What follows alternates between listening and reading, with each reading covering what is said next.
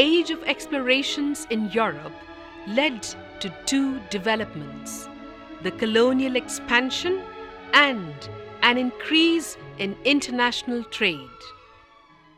Discovery of these new trade routes along with this influx of bullion into Europe determined the nature of trade, economy and business methods, and also determined the subsequent enterprises that the Europeans would go on to pursue.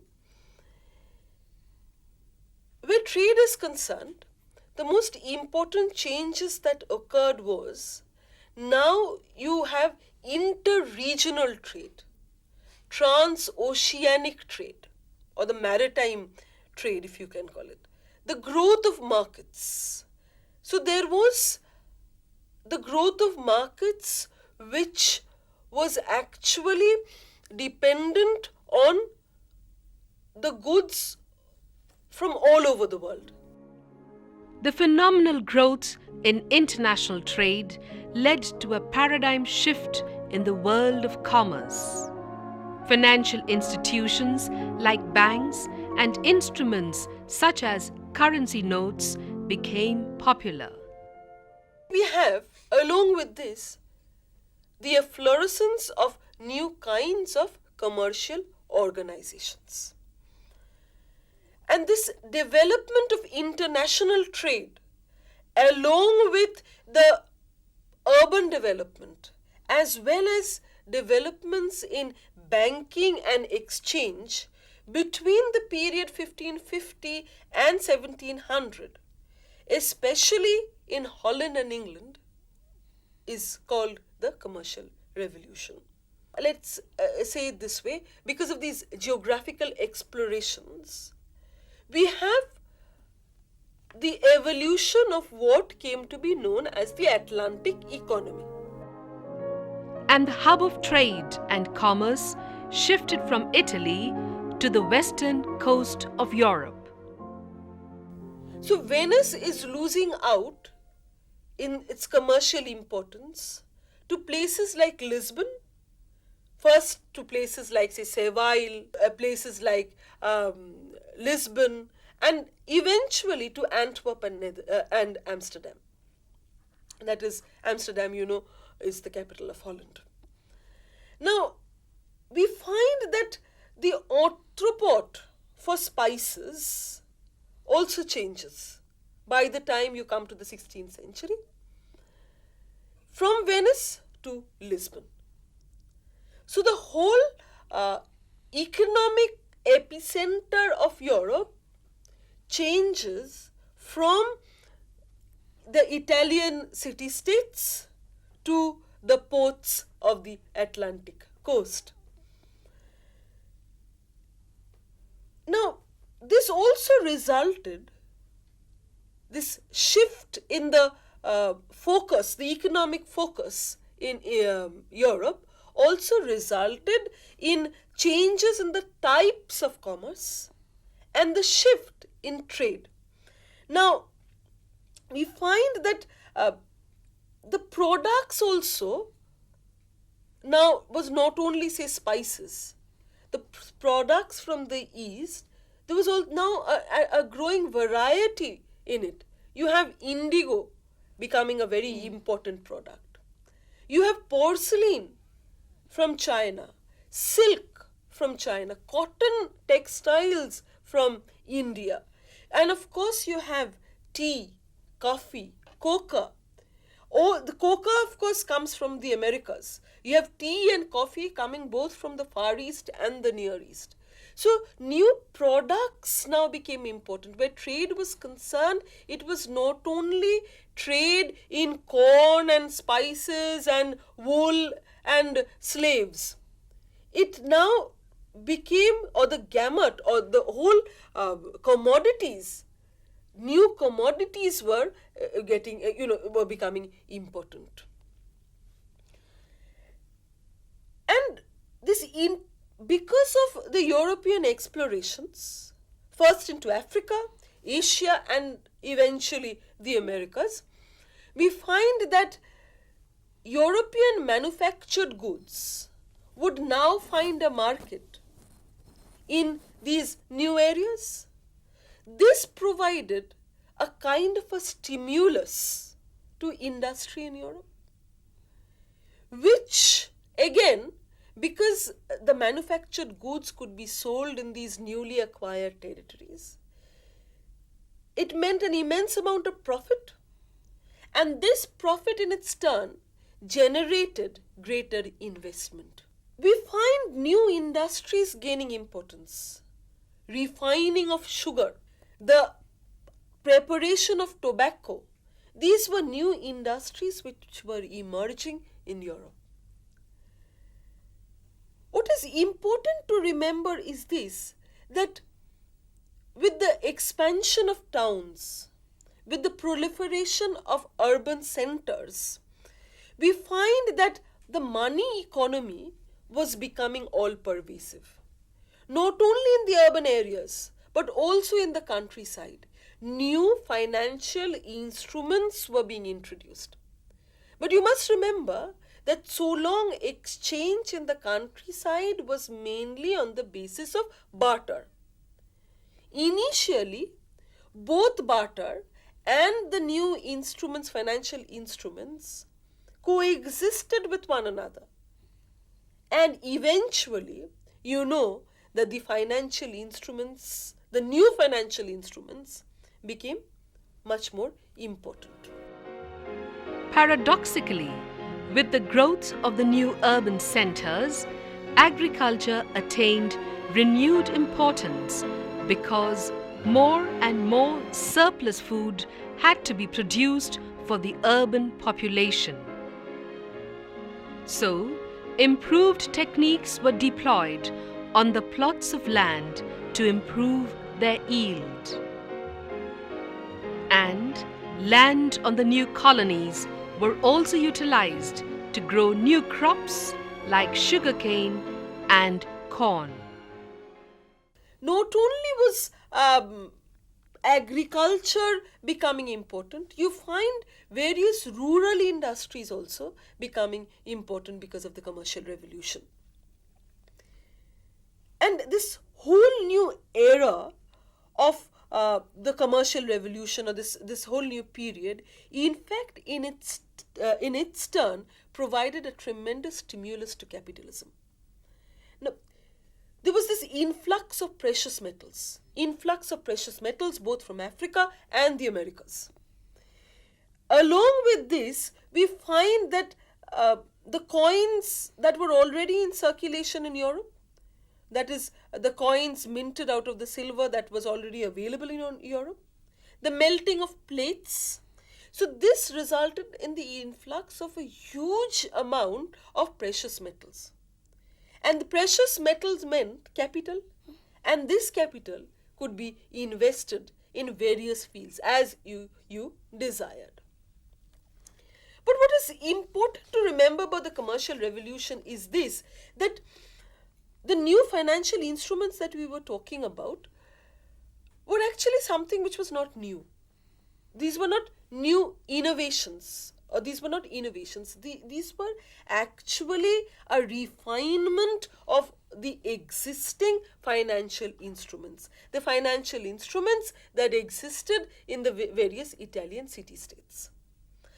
When Italy was the hub, the economic hub of Europe, you find banking, credit systems, you find various promissory notes, you find various assignments, everything existing in those areas.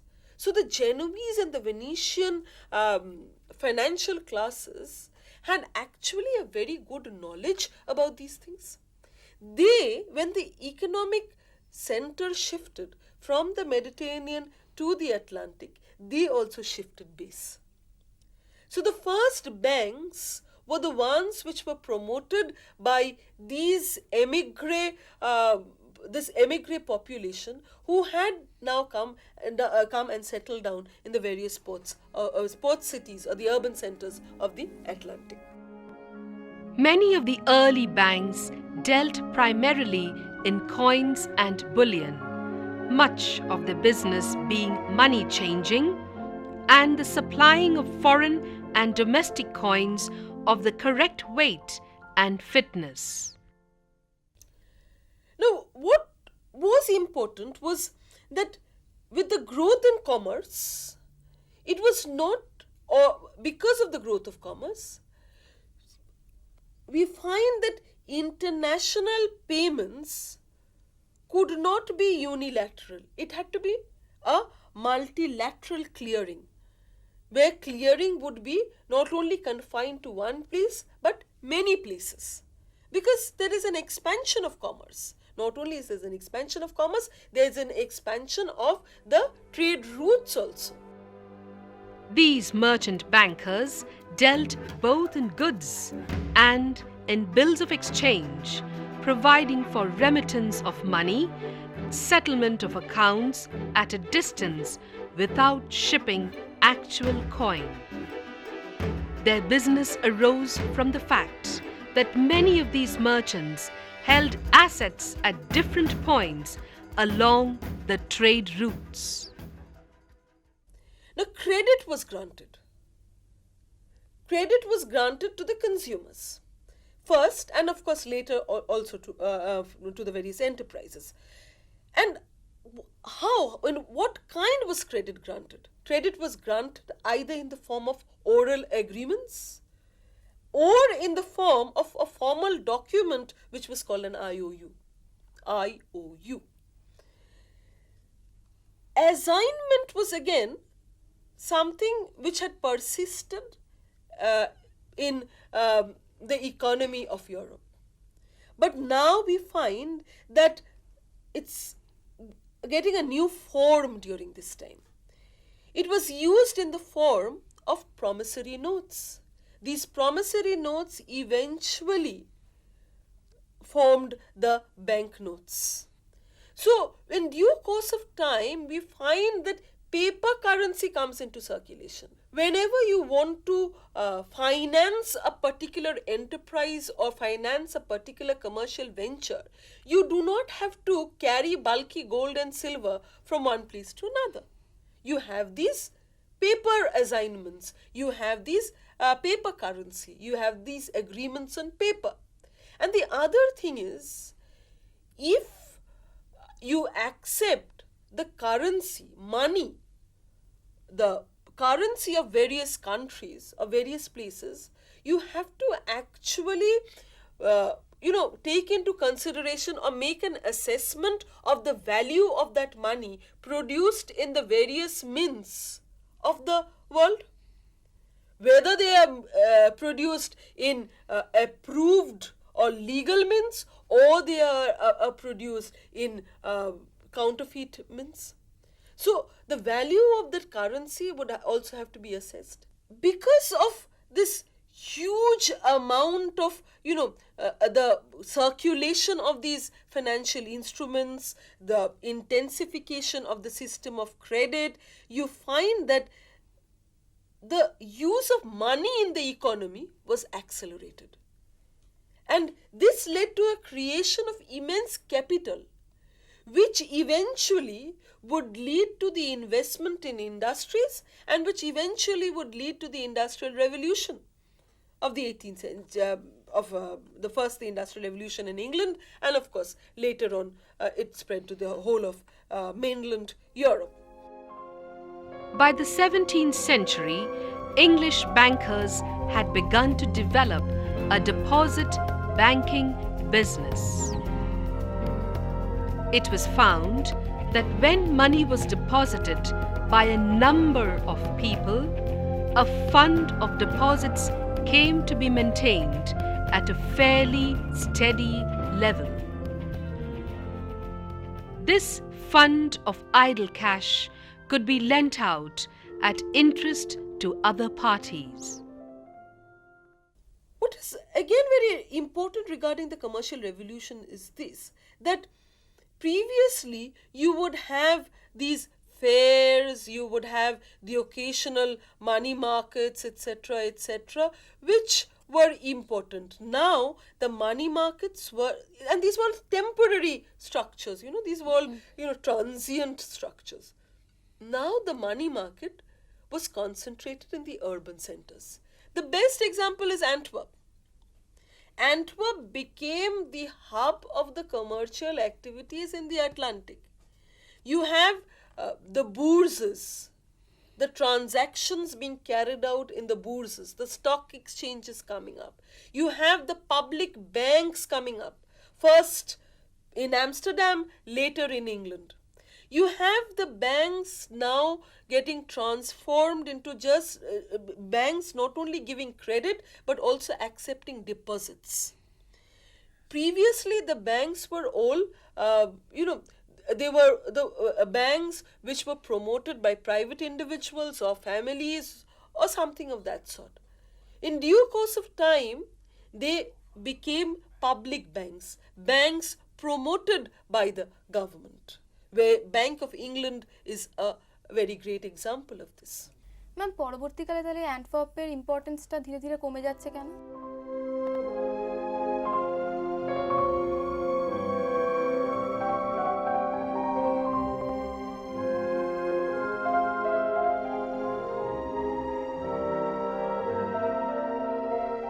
Amsterdam now becomes the hub of the economic activity. It replaces Antwerp because of the revolt that Netherlands faced during this time.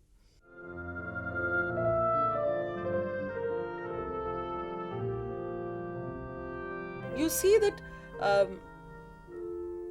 one aspect of the commercial revolution was this, that it not only affected the economy, because in history, one event cannot just sort of have an impact on only one particular aspect. The effects that the commercial revolution had on the economy of Europe was bound to have a social impact also.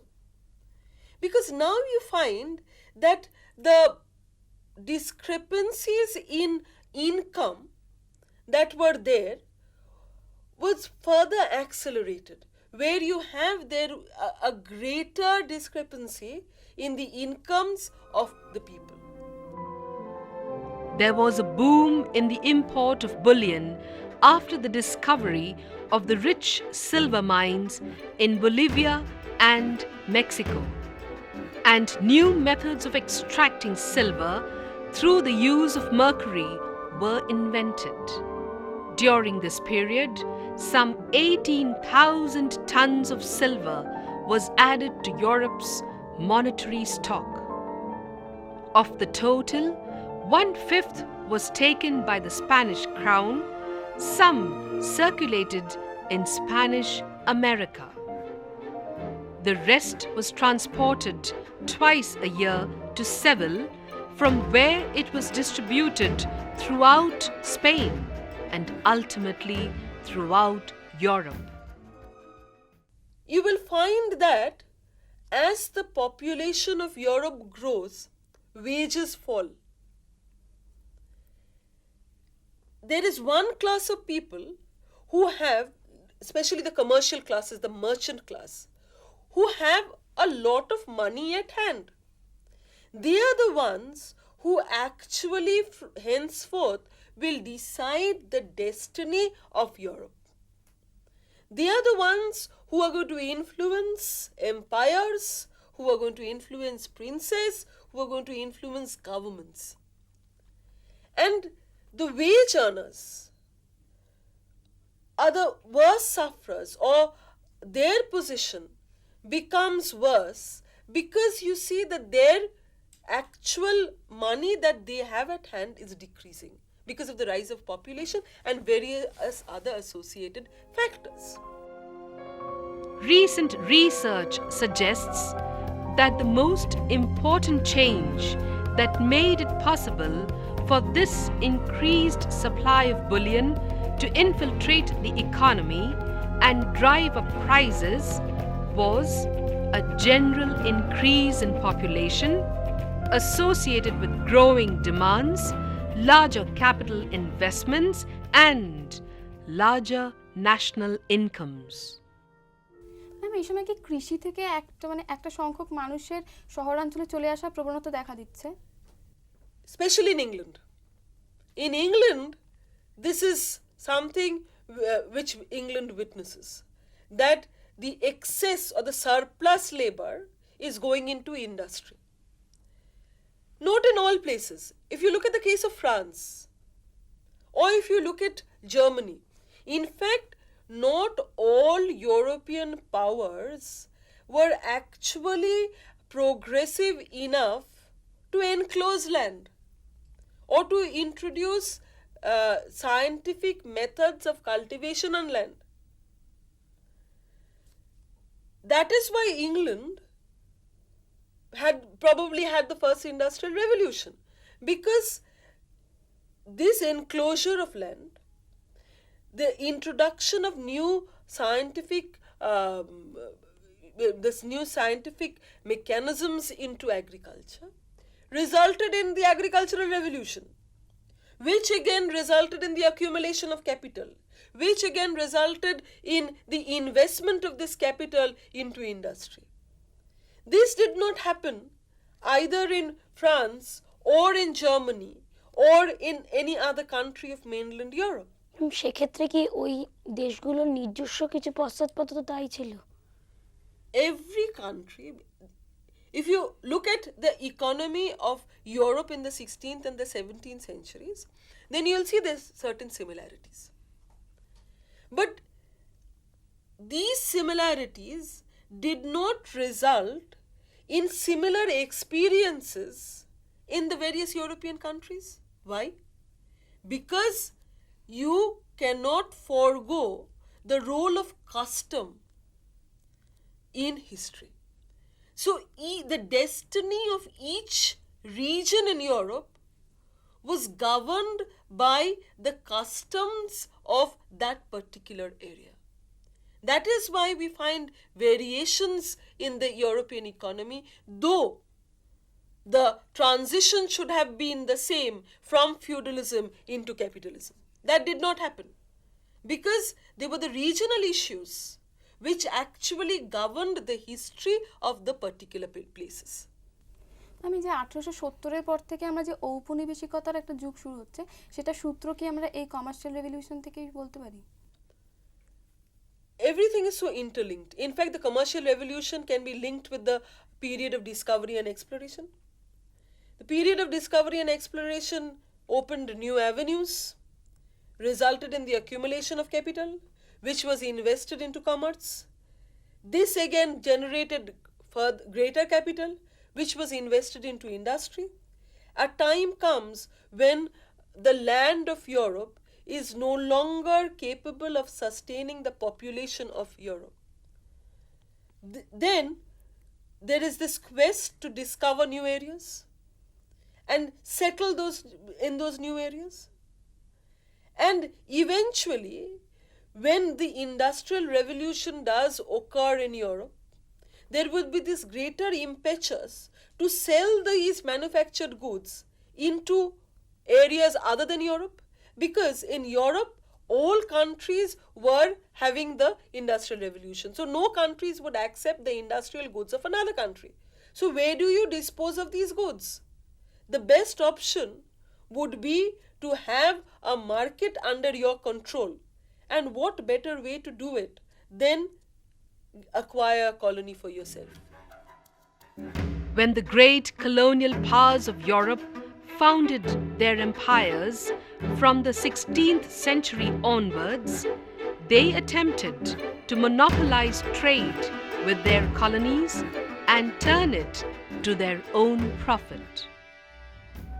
Their policy involved 4 main restrictions. The colonies were to trade exclusively with the mother country. They were not to undertake manufacturing, that is, transformation of raw material into finished goods. Imports and exports were to be carried out only in ships flying the mother country's flag. The mother country was to exempt colonies from trade duties or to impose lower rates. এই ঔপনিবেশিক প্রতিদ্বন্দ্বিতার ফলে কিছু প্রধান রাষ্ট্র তারা প্রধান ভূমিকা পালন করছে, কিন্তু ইউরোপের অন্যান্য যে ক্ষুদ্র ক্ষুদ্র রাষ্ট্র তারা এই কমার্শিয়াল রেভলিউশনের ফলে ততটা যদি অগ্রগতি লাভ না করতে পারে তাহলে তাহলে তারা পিছিয়ে পড়ছে। ফলে দুটো ভাগ এসে আছে, একটা শক্তিশালী রাষ্ট্র ইউরোপের, আর একটা হচ্ছে ক্ষুদ্র ক্ষুদ্র কিছু তাদের তাবেদার গোষ্ঠী। তো ইউরোপের যে প্রথম বিশ্বযুদ্ধের সময় যে ভাগটা, তাহলে এই কমার্শিয়াল রেভলিউশন থেকে ভাগটা মানে বিভক্তিকরণটা শুরু হচ্ছে। Naturally, those powers that are enriched by the colonial experience would obviously, because of their better position as far as the economics is concerned, they would be in a position to dictate terms. And the smaller states in Europe, if you see that the whole course of what is early modern and modern history, right down to the Second World War, if you can take it that way, then you will see it is actually the smaller states having to obey or abide by the dictates of these powerful nations. This all comes from who started the exploration and who eventually could control the major share of the colonial empire. So the fact that England played such a pivotal role in European politics and later world politics was because England commanded such a great empire. So when you talk about the commercial revolution is a revolution whereby you find new trade routes opening up, whereby you find new commodities entering into the trading arena, where you find the accumulation of capital, where you find the investment of capital into commerce as well as industry. But this also results in a growing pauperization of the population. A section of the population is also results in discrimination, a further discrimination. The social impact of this is that the European society becomes all the more stratified based on economics. এই যে আর্থিক পরিবর্তনটা, এখান থেকে কি কোনো রাজনৈতিক পরিবর্তনের সূত্র পাওয়া যায়? Naturally, if there is this kind of discrepancy between the incomes of people, there is going to be a section of the have-nots who will always harbor the desire to revolt. So within the seeds of capitalism, maybe we see, or within capitalism, we see the seeds of socialism, sort of embedded in it, which will eventually result in the working class demanding certain rights of their own. Not only the working class in the industry, but also the peasantry.